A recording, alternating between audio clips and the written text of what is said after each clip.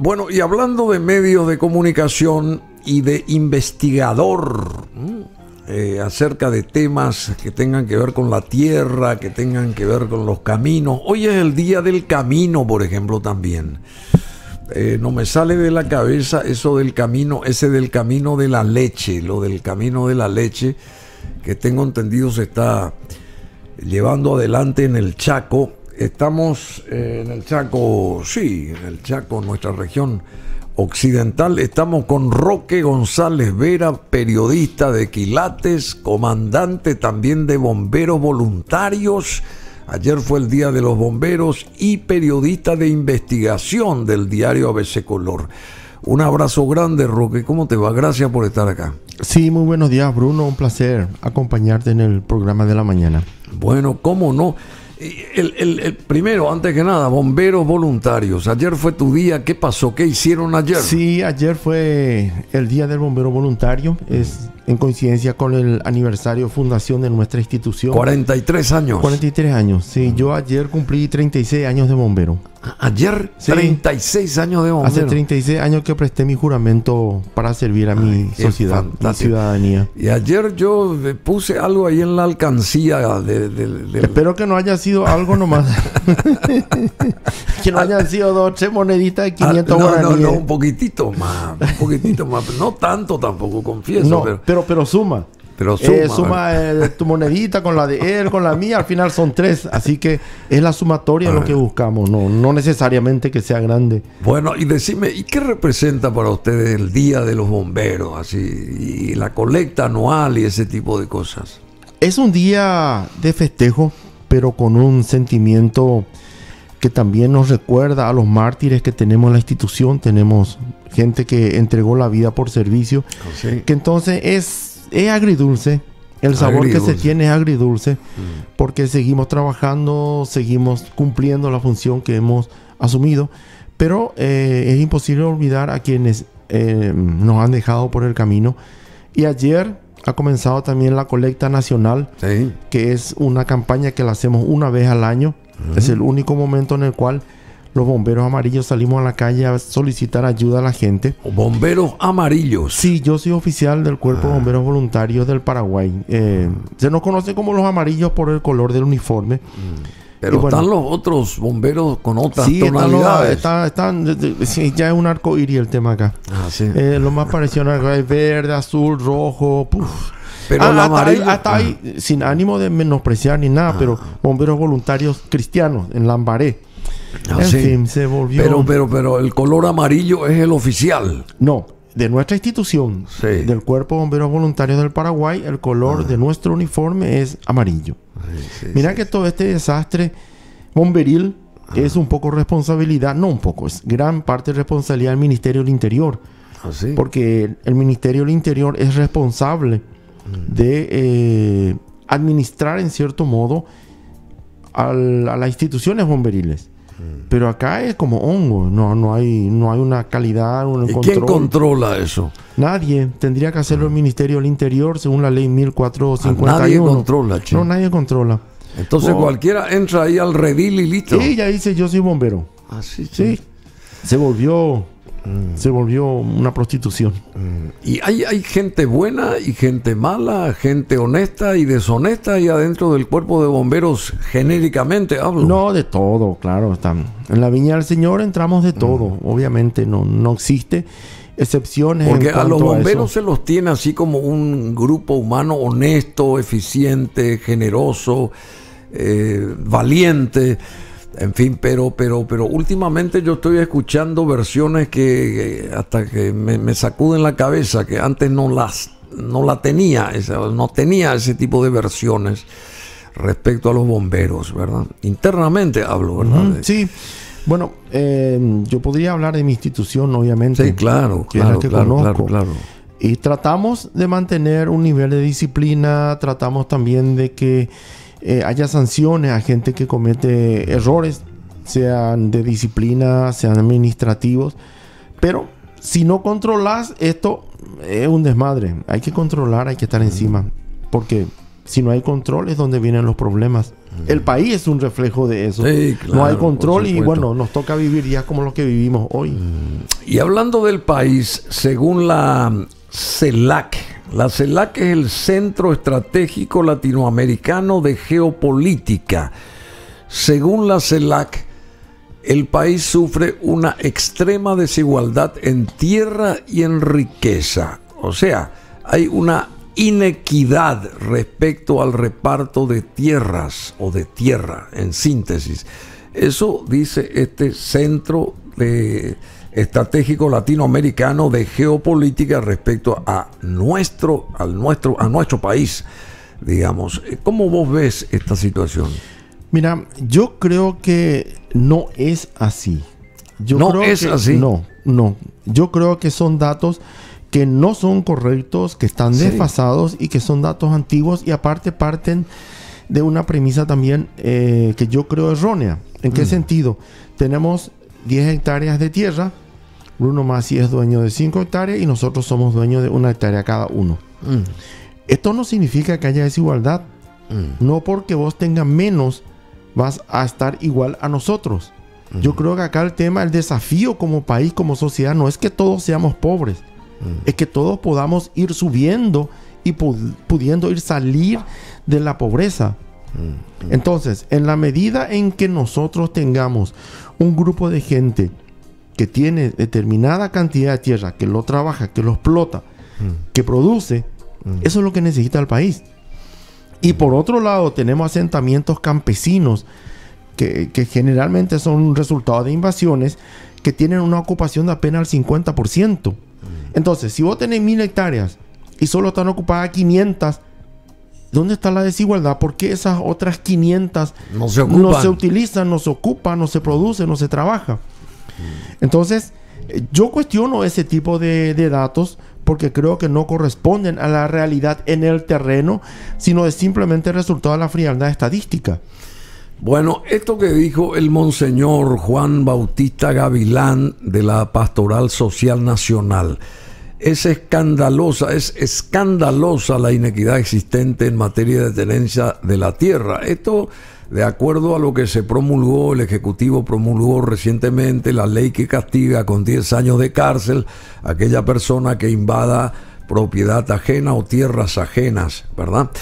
No se puede pensar en un desarrollo sostenible del país llenando las cárceles, dice el monseñor Gavilán, antes que garantizar el acceso al trabajo, la tierra y el techo. Los legisladores privilegian intereses mezquinos, dice Juan Bautista Gavilán. ¿Y qué dice Roque González Vera? Es una media verdad. ¿Ah, sí? Y las medias verdades son medias mentiras. ¿Por qué? ¿Por qué media verdad? Y claro, porque él menciona dos situaciones. Por un lado, la distribución de la tierra. Y por el otro lado, la necesidad de trabajo, techo y obviamente desarrollo social. Como si fuera que todo está en función a que se entregue tierra. Ok, vamos a entregar 10 hectáreas de tierra a una familia campesina. Jamás va a poder trabajar, jamás va a poder producir en esas 10 hectáreas. Porque una familia campesina, estadísticamente hablando, en función a lo que puede producir, no puede tener más de 5 hectáreas. ¿Qué haces con 10 hectáreas? Si no tenés capacidad de producir, ¿qué haces con 10 hectáreas? Capacidad de producción es tener maquinaria también. Pero no vamos a tener una familia campesina con una máquina. No, ya sé. Lo más que tiene es machete y asada. Por eso. Esa es la realidad. Entonces, cuando nosotros queremos analizar la situación del país, la realidad del país, tenemos que hacerlo en forma fría. No en función a ideologías o a marcar cuestiones sociales o simplemente establecer pautas que no parten de una realidad. El campesino paraguayo necesita, en primer lugar, aprender a trabajar. Claro. Y necesita aprender a producir. Y por otro lado, todos vienen a la capital, todos vienen sin saber hacer nada. Y dejan el campo que a la que Dios es grande. Es que primero luego no saben producir. Empecemos por allí. Segundo, vienen a la capital sin saber hacer nada. Entonces, no podemos nosotros pretender que el país salga adelante con análisis simplistas y con análisis que no partan de la realidad nacional. Te viene un productor, empecemos por algo que parece que hasta te parecería tonto. ¿Qué desayuna un brasileño? ¿Qué desayuna un campesino paraguayo? No sé, decime. Cocido con leche, cocido con mandioca y, si hay suerte, cocido con un poco de galleta. Ese es el desayuno paraguayo. Podemos pretender que ese niño esté en condiciones de salir adelante, que esté en condiciones de aprender, que esté en condiciones físicas de enfrentar el rigor del trabajo. ¿Y el brasileño qué empecemos luego con el poroto y el arroz, con abundantes verduras, con leche, con producción en la casa primero para el consumo. Entonces, hay una experiencia eso dentro de nuestro territorio. Pero estamos hablando acá, estamos hablando en cualquier ciudad del interior. Sí, claro, estamos, pero en Paraguay. De nuestra geografía. Sí, ya es una costumbre que la viene, el que viene de afuera viene con esa costumbre, y nosotros que nuestro aporte es el cocido con mandioca. Porque esa es la realidad. Entonces, hay mucha carencia. Mucha carencia. Y para sacar a este país adelante, mucha desigualdad. Existe desigualdad, pero no es solamente desigualdad por tener o no tener tierra. Es una desigualdad que viene en la educación, en asistencia crediticia, en falta de control a las organizaciones campesinas en el uso de dinero. Y lo más importante, falta de castigo a los funcionarios públicos que roban dinero. ¿Cuánto dinero el Ministerio de Agricultura y Ganadería dilapida todos los días sin que llegue al campesino? Así, che. En este momento hay funcionarios del Ministerio de Agricultura que están siendo sometidos a proceso por la desaparición de $60 millones. ¿60 millones? Sí, que se había entregado, el Ministerio de Agricultura entregó a una asociación de horticultores. Esa asociación se hizo solamente para robar dinero. Y el ministerio entregaba y ellos robaban, y entonces lo hacían en convivencia. $60 millones que pudo sacar de la miseria a cuántas familias. Y el ministerio, los que están arriba en la cabeza. Es imposible que no sepan. Y aparte, aunque no sepan, es responsabilidad. Claro. Es responsabilidad de ellos, hay que meterlos presos. Entonces ahí nosotros tenemos que, cuando la iglesia o cuando algunos dirigentes campesinos dicen somos pobres porque no tenemos tierra, es mentira. Son pobres porque el sistema se diseñó para que sean pobres. Nadie va preso, se roba, la impunidad. Y también complicidad de dirigentes campesinos, porque ellos necesitan mover personas para seguir existiendo como organizaciones campesinas. Y para eso hay que invadir tierras, porque si no se quedan sin gente. O si no se quedan sin gente, y son los líderes los que se llevan la mejor parte, por supuesto. La sola modificación del Código Penal con un enfoque que criminaliza un problema social grave no es conducente para el desarrollo del país y para el logro de la paz social, advirtió en una nota presentada al Congreso para pedir el rechazo del proyecto, que finalmente ya se convirtió en ley, que tipifica como crimen las invasiones de la propiedad privada y eleva las penas hasta 10 años. Esto lo dijo y lo señala el monseñor Juan Bautista Gavilán, que también fue entrevistado acá por Última Hora el domingo 3 de octubre a propósito. Es un escándalo mundial. ¿Cómo se puede entender 7.200.000 hectáreas apropiadas de una manera injusta por el poder dictatorial, o que el 1% de la población tenga en sus manos el 87% de los bienes de la naturaleza? Sostiene el monseñor Gavilán. Bueno, es un disparate lo que dice. Son datos del 70. Son datos del 70 que hasta ahora se sigue utilizando como verdad absoluta, que el 1% detenta toda la tierra en el país. Y no es así. No es así, porque la distribución de tierra y la titulación hoy día abarca un porcentaje mucho más amplio de la población. Primero, donde sí coincido plenamente con monseñor Gavilán, es que no era el momento para criminalizar la lucha por la tierra. no tendría que haberse aprobado esa ley de 10 años en este momento. Ahora, ¿por qué? Estamos en una situación... ¿Por qué no en este momento? Estamos saliendo de una pandemia, una situación económica muy delicada todavía, y exacerbar los ánimos y llevar esto otra vez a una situación de conflictividad social, creo que es un error. Creo que es un error y creo que las leyes que se tienen hoy día son suficientes. Y hasta el mismo INDER se opuso a que se aumente a 10 años. Yo creo que esto responde a un error. No tendría que haberse hecho. Inestabiliza todavía muchísimo más a las instituciones, a las organizaciones campesinas, al campo, a la gente que vive allí y que sobrevive, porque vivir ya es mucho decir, que no tendría que haberse aprobado esa ley. Que sobrevive. Y justamente la invasión de tierra no debe ser el camino, señala el INDER.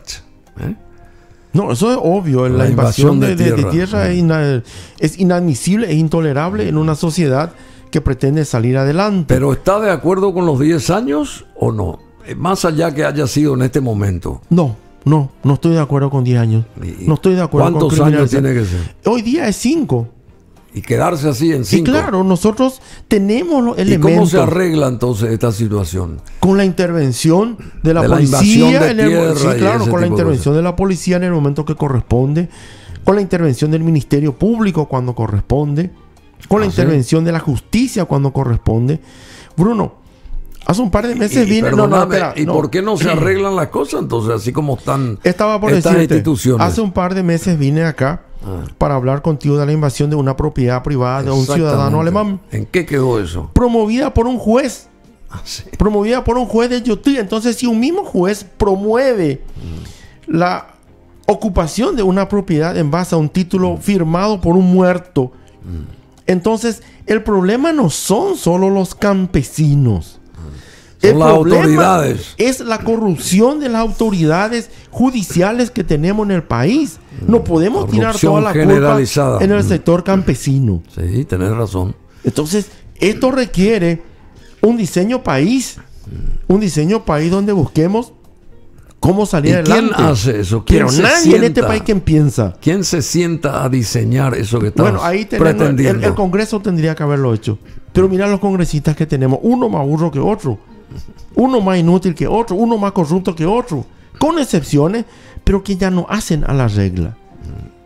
Entonces, ese diseño país tendríamos que tener en el Congreso. Y por otro lado, también, obviamente, en el Poder Ejecutivo. Pero mira quién tenemos presidente de la República. En estas condiciones es complicado. La Iglesia tendría la autoridad moral también para hacerlo. Pero para eso tiene que utilizar estadísticas más actuales. No del 70, no sé, con discurso del 70. La realidad del país hoy es otra, es muy diferente.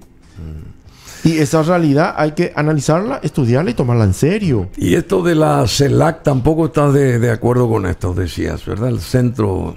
No, tampoco. No. Estratégico Latinoamericano de Geopolítica. El país sufre extrema desigualdad en tierra y en riqueza. Además de la concentración en percepción, el país es gobernado en beneficio de poderosos. Según el Latino Barómetro, también CELAC reveló que el 80% quiere que se recuperen las tierras mal habidas. Mira, ese es otro mito. ¿Qué quiere la gente en realidad del campo? Ese tema de las tierras mal habidas también es otro mito. Porque, en primer lugar, se tiene que ver, obviamente, el origen de la tierra.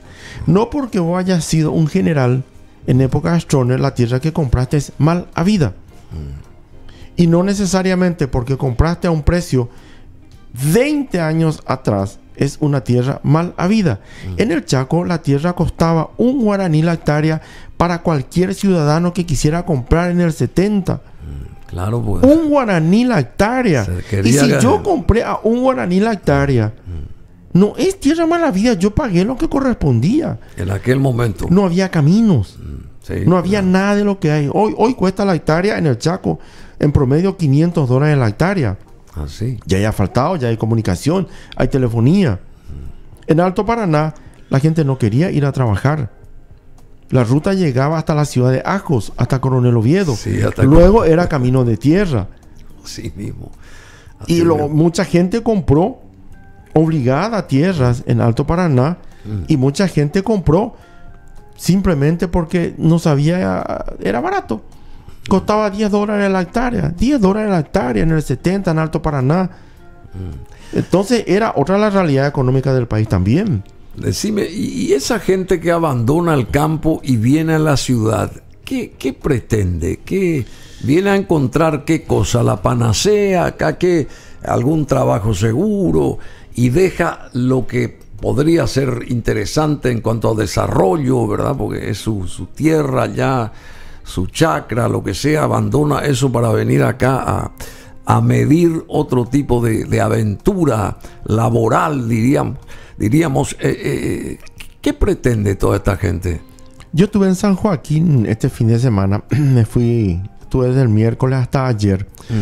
Vos tenés la ciudad de San Joaquín y tenés a unos 25 kilómetros la ciudad de Vaquería. En Misiones. En Caguazú. Caguazú, perdón. Yo estuve la última vez en Vaquería hace 38 años cuando empezaba como periodista. Eran 3 casas. 3 casitas, ranchitos y nada más. Sí. Hoy día es una ciudad...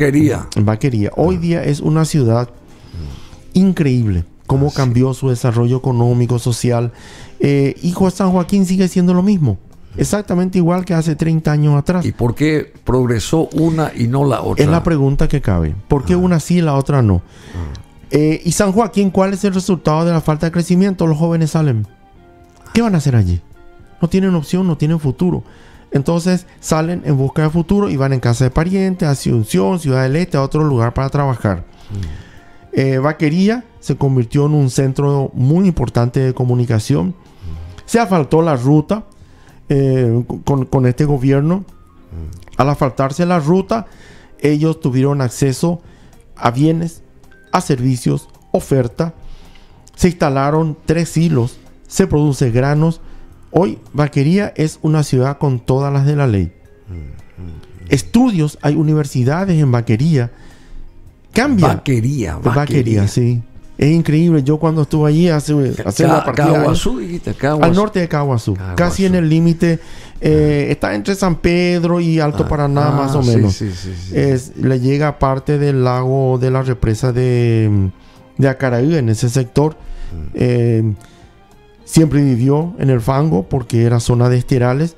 Hoy día producen arroz, producen grano, producen impresionante el crecimiento. Que entonces las autoridades de esa ciudad... ¿Y quiénes están ahí? ¿Hay japoneses ahí o no? Paraguayos. Todos son paraguayos. El 99% son paraguayos. Ahora comenzaron a llegar brasileños que están cultivando grano, pero son paraguayos que trabajaron duro. Y la contracara, digamos... Es San Joaquín. San Joaquín no pasa nada. No pasa nada. No pasa nada. No hay mayores oportunidades de desarrollo, de crecimiento. Su economía es muy endeble. Y están separados por 25 kilómetros. Entonces, un país que tenga entre uno y otro. Entonces, un país que tenga un furgón de cola de una masa joven, sin estudio, sin formación, jamás va a salir adelante.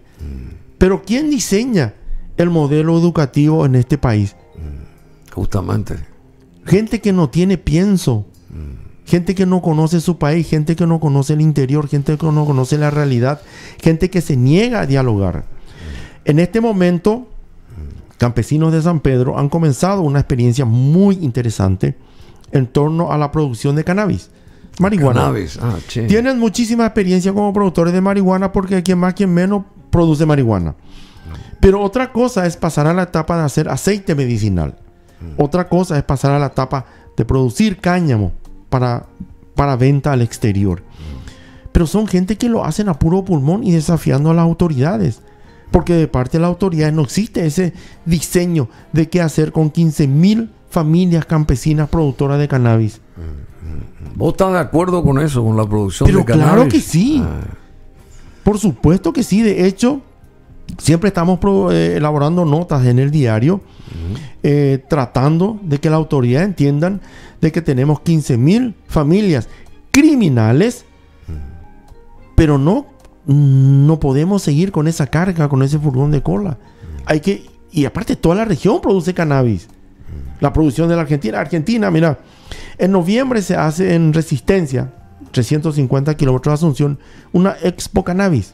Así, che. Ya confirmaron 100 empresas su participación en la Expo Cannabis de Resistencia. Resistencia. Sí, y después en diciembre se hace la Expo Cannabis en Buenos Aires. Jujuy es el principal productor de cannabis medicinal de la Argentina. Uruguay, no hace falta hablar de Uruguay en detalles. Colombia, dejarle un par de añitos y va a liderar a nivel mundial la producción de cannabis medicinal.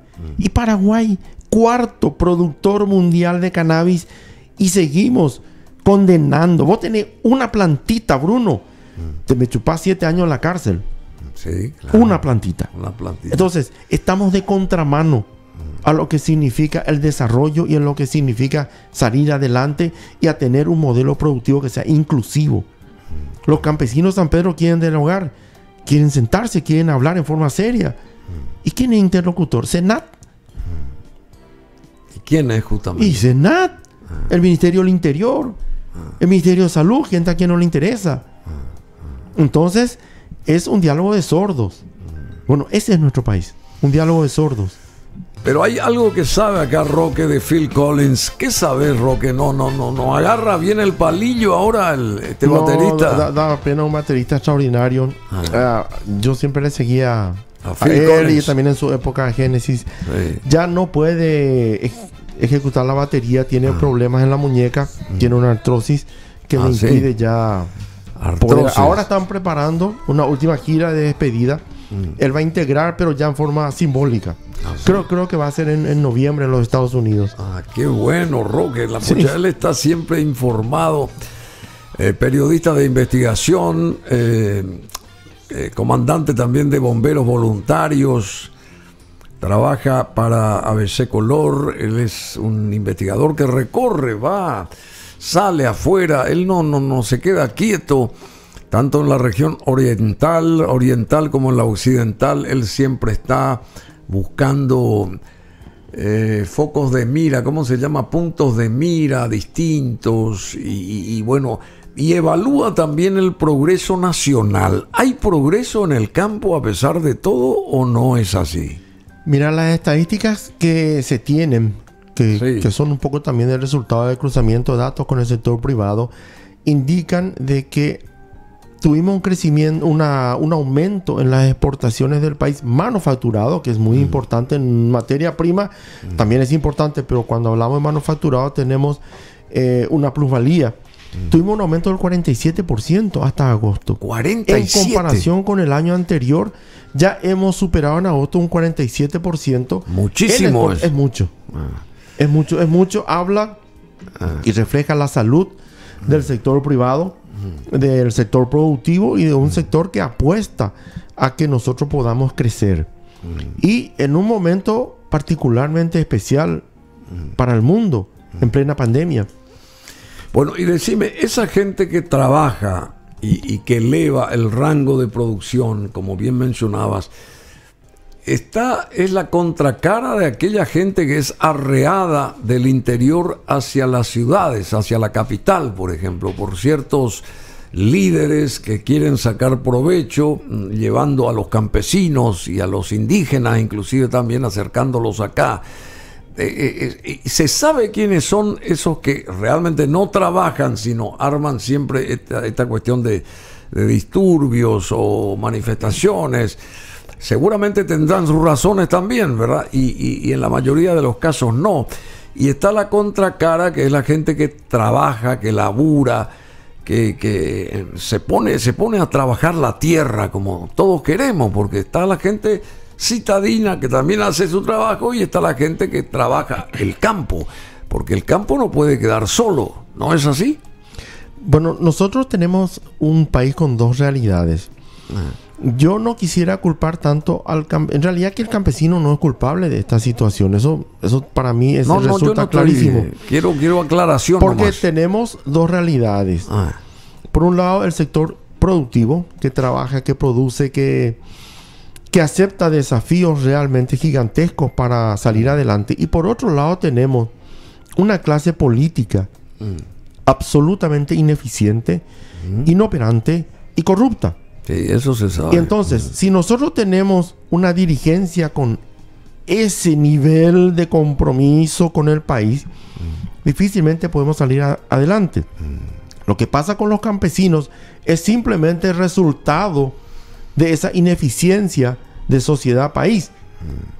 Y por el otro lado tenemos un sector productivo que, a pesar de los políticos, que a pesar de la ineficiencia gubernamental, demuestra que se puede crecer. Entonces, ¿te imaginas si tuviéramos una clase política mínimamente comprometida con el país? ¿Dónde llegaríamos? Qué bueno. En este momento, por ejemplo, estuve recorriendo hace poco la ruta Traschaco. ¿Cómo está esa ruta? Uf, fantástica, viejo. Así, che. Vos haces el tramo Mariscal Estigarribia, Infante Rivarola. La frontera con Bolivia es de nivel europeo. Así, che. Son 240 kilómetros que haces. Pero en, se en llegó 1 hora ya, 50. ¿se llegó ya al límite con Bolivia o no? Sí. Son trabajos diferentes. Okay. Tenés, comenta un poco eso porque es sí, muy importante. Por un esto. lado, Mariscal Estigarribia a la frontera. Son 240 kilómetros ya terminados totalmente. Una belleza de ruta. Hoy día lo hacen en 1 hora 50. O sea, de Mariscal Estigarribia a Infante, en la frontera con Bolivia. la frontera. Antes lo hacías en 8 horas. ¿Y ahora? En 2. Menos de 2. Sin hacerte loco con el acelerador. Y después tenés el tramo que va de Villa Ayes hasta Mariscal Estigarribia, que vamos a tener una ruta de 4 carriles. Sí, che. Y que los trabajos están avanzando rapidísimo. ¿Te imaginas 4 carriles de aquí a Mariscal Estigarribia, 500 kilómetros? Fabuloso. Fabuloso. Eso cambia la historia del país. ¿Por qué? Si nosotros no miramos al Pacífico, no tenemos futuro. Tenemos que ir al Pacífico. Tenemos que ir al Pacífico. Tenemos que llegar a Chile, tenemos que llegar a Ecuador, tenemos que llegar al Perú. Hablábamos con el embajador de Chile de eso justamente. Sí. Es una cuestión de geopolítica que nuestro país por muchísimo tiempo descuidó. Entonces, volviendo un poco a tu pregunta inicial de esas realidades del sector productivo y el modelo país no condice con las aspiraciones que nosotros tenemos como ciudadanos.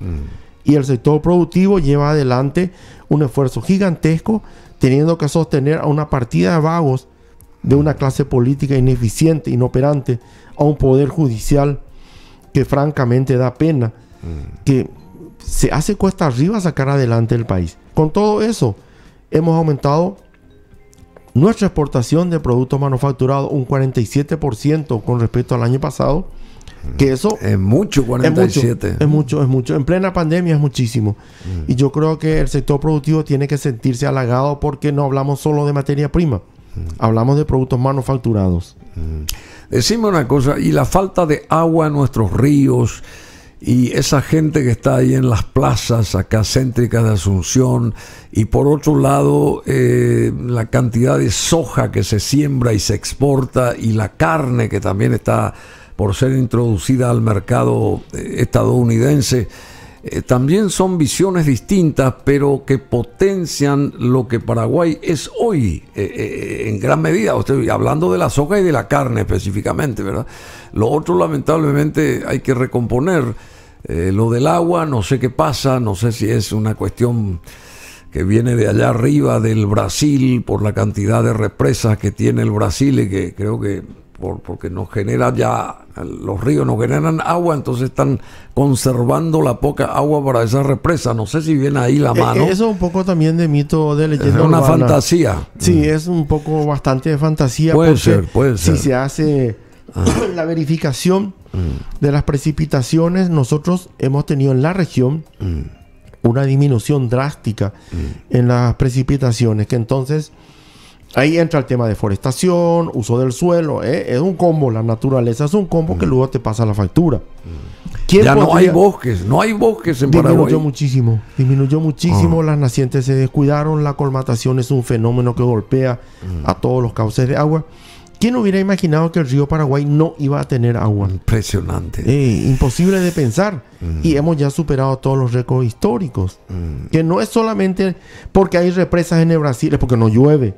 Es porque no llueve. Y se rompió el ciclo de humedad. Y esa gente ahí en las plazas. Ay, Dios mío, nunca debieron estar ahí. Es una falta de respeto a la ciudad, al país, a la ciudadanía. Y ya que no hay agua, ¿por qué no va otra vez esa gente a su hábitat original, digamos? Es que ellos, esa es familia, esas son familias, mejor dicho, que subieron después del incendio que hubo atrás del Cabildo. Ellos nunca atribuyeron, pero ellos piden casa. Y no se les dio las casas. Entonces se quedan en un sitio donde yo creo que no deberían estar. ¿Te puedo contar una anécdota? ¿Cómo no? ¿Y no hay autoridades acá? No hay autoridad. En este país vos conocés alguna autoridad. Que pongan las reglas, que pongan las reglas. ¿Alguna autoridad en este país? El silencio responde. Mira, hace unos años cuando se hicieron en el gobierno de Lugo, se hicieron las viviendas populares que se entregaron gratuitas en la rotonda de la Costanera que va a General Santos. Uno de los beneficiarios me ofrece. Sí. Me dice, Roquito, Eruchela 50 millones ya me estaban de gana. 50 millones en un lugar privilegiado, te juro, y voy a reconocer y asumir que me tentó la posibilidad. Claro. Pero después dije, no, va a saltar de que Roque González Vera compró una casa, no era beneficiario y era mi fin como profesional. No compré. Anda una de estas noches y pasa frente allí. Todas camionetas del año. Sí. Todas camionetas del año. Ninguno de los beneficiarios originales sigue allí. Ninguno, ni uno solo. ¿Por qué? Porque vendieron. Entonces, ¿dónde va? ¿Dónde fue esa gente? De nuevo a ocupar otro sector de la Costanera. De nuevo a instalarse en una plaza que nos pertenece a todos los paraguayos sin que nadie haga nada. ¿Y cómo se explica lo de San Francisco, por ejemplo? Un barrio a todo dar que se terminó justamente para esa gente del Bajo. La gente fue allá. Allí es bajo el índice de reventa. Sí, allí la mayoría quedó. El barrio San Felipe, también la mayoría de la gente quedó allí. Pero la ubicación que tenía este lugar, frente mismo a la bahía, realmente apetecible. Es apetecible. Sí. Bueno, ¿y qué vos pensás que ahí hay que... ¿Cómo se puede revertir esa historia ahí en el Bajo y todo eso? ¿Cómo vos soñás que alguna vez podría ser toda esa zona? Meterle preso a la gente, amigo. Te entregamos tu lote. Claro. Te censamos. Si vos tenés tu lote y fuiste beneficiario y recibiste gratis una casa, ya no podés ir a ocupar otra propiedad y volver a recibir otro lote y volver a reclamar a con Boriajú. ¿Sí que vais en Boriajú? Claro. Te cobran Boriajú, a ver. Hay mucha gente pobre. Y claro, que entonces en esas condiciones no podemos seguir subsidiando la pobreza. Eso es subsidio a la pobreza. Te entregamos, salí adelante, trabajar, dale, meta pata, producí. Pero faltan autoridades. Falta meter presos a algunos. 3 minutos para las 11, para las 12. Decime una cosa rápidamente antes de despedirte. Esta cuestión de la soja, la cuestión de la carne, vos que visitás mucho, viajás mucho, ¿cómo ves esa movida ahí en cuanto a la industrialización de todos estos productos, digamos? Bueno, nuestro país está muy avanzado. Lamentablemente ahora enfrentamos un problema de aumento del costo de la carne, que también es resultado de la sequía. ¿Por qué? Porque aumenta el costo de alimentos de ganado. Cada cabeza de ganado cuesta en promedio $3 de alimento diario. Entonces, diario. Sí. Entonces tenés 1,000 cabezas de ganado, tenés $3,000 que invertir en alimento. Claro. Que entonces en el momento de faenar se ve eso. Y van 2 años que el Paraguay tiene una sequía consecutiva sin interrupción. Ojalá cuando vuelva a la normalidad el costo del alimento también pueda darse una disminución en el precio de la carne, porque realmente está complicado. Complicado porque estamos mal a nivel de naturaleza. Bueno, y esta cuestión de lo de la ruta de la leche, por ejemplo, ¿avanza eso o no avanza? Eso va a cambiar la historia del Chaco. La historia del Chaco paraguayo va a cambiar. ¿Comenzó ya eso? Ya han comenzado todos los trabajos de relevamiento topográfico, que es lo primero, lo más importante. En este momento se están instalando los campamentos en Lolita y en algunas otras comunidades del Chaco Central que van a ser beneficiarias con el asfaltado de la ruta. Son 180 kilómetros que se van a asfaltar en torno a cuencas lecheras. Qué bueno. Que entonces esto va a cambiar la historia y aumentar también nuestra producción. Por eso yo siempre insisto, tenemos que mirar al Pacífico. Sí. ¿Por qué? Porque es el destino natural de nuestros productos. Nosotros vamos a llegar al Perú en 2 días y medio con las rutas que se van a tener dentro de muy poco. Y decime, y Paraguay, Bolivia y Perú, una flota tripartita, ¿no se podría tener ahí en los puertos peruanos con miras a los mercados del Asia? Yo no, ese es otro gran mito. La gran bola del siglo y de la clase política y de todo el mundo es mirar a los países de Asia. Nosotros no podemos completar un cargamento de sombrero pirí para China. No podemos completar. No, porque los píos te piden 100,000. Nosotros tenemos una capacidad de producción de 1,000. No tenemos forma de llegar ni a China, ni a Asia, ni siquiera a Vietnam. Así, che. Es mentira. Nosotros nunca vamos a llegar a los países asiáticos. La cantidad de habitantes que requieren de nuestros productos y no estamos capacitados. No estamos en condiciones. Estamos en condiciones de pensar. Para la demanda. En el Perú. Podemos pensar en Ecuador. Podemos pensar en Colombia, ahora que tendremos una ruta fantástica. Acá regionalmente. Y claro, hermano. Es la gran mentira ese tema de los países asiáticos y China. Te piden un cargamento de sombrero pirí, podemos llenar un contenedor con suerte. Para el siguiente ya no hay por Ibeima. Es mentira. Bueno, y decime, y Roque González Vera con nosotros. Antes de irte, ya que tocaste lo de San Joaquín, hay una iglesia antiquísima ahí que se está viniendo abajo. ¿Ya la arreglaron? No, da pena. ¿No? Da pena. La Secretaría Nacional de Cultura es una cosa que, no sé, yo creo que hay que prender fuego a esa institución. Sí. El templo de San Joaquín es un templo jesuita. Fue el último templo levantado por los misioneros jesuitas antes de ser expulsados del reino español. Es de adobe. Es de adobe. Y hace unos 4 años atrás vino una tormenta que perforó el adobe. El techo del adobe que se viene abajo. Pasaron casi 4 años y este es el momento en el cual recién hoy empezaron los trabajos de emergencia. Hoy. Hace una semana. Hoy. En tiempo de destrucción de un recurso histórico es hoy. ¿Qué es hoy? ¿En qué va a consistir el trabajo de emergencia? Tenemos el templo y encima del templo van a hacer un tinglado. Un tinglado gigante para que ya no llueva más encima. Como emergencia está bien. Pero en este país muchas veces la emergencia se vuelve eterna porque quedaría luego la restauración. Y esperemos que San Joaquín pueda. Y ya no es solo San Joaquín como provisorio ciudad. Eterno. El provisorio eterno. Esperemos que el país pueda recuperar un recurso que es de todos. ¿Y qué edad tiene esa? 1746 se construyó la iglesia. 1700. ¿Tenemos cuánto? No. 46. Así que tenemos un 200 años en Bareteporá como mínimo. Qué bárbaro. De adobe. De adobe. ¿Y vamos a permitir que se caiga? Y eso está a cargo de la Secretaría de Cultura. La Secretaría Nacional de Cultura es responsable ¿Y no de establecer tiene dinero la Secretaría? No, la Secretaría establece los protocolos de protección. Y los trabajos realiza el Ministerio de Obras Públicas. El Ministerio de Obras Públicas no puede hacer nada mientras la Secretaría no dé el protocolo. Y una vez que el Ministerio tiene el protocolo, hay que pedir plata a Hacienda y se cae mientras tanto el templo. Bueno, muchísimas gracias, Roque González Vera. Saludos al gran Alcibiades. No, yo te agradezco. Supongo que quienes escucharon este programa tienen muchísima paciencia. No, espectacular lo que él nos dice, siempre nos brinda con una pasión también. Roque González Vera es meticuloso investigativamente, periodísticamente, y siempre está a la vanguardia acá trayéndonos novedades. ¿Se están haciendo caminos buenos en Paraguay ahora? Yo creo que sí. Yo creo que es la primera vez que se está invirtiendo como se tiene que invertir en caminos. Solamente mencionar la nueva ruta Traschaco de 4 carriles y el camino ya terminado a la frontera, el camino de la leche, la ruta de la leche, reflejan un poco lo que se pretende para construir un país que tenga más opciones económicas.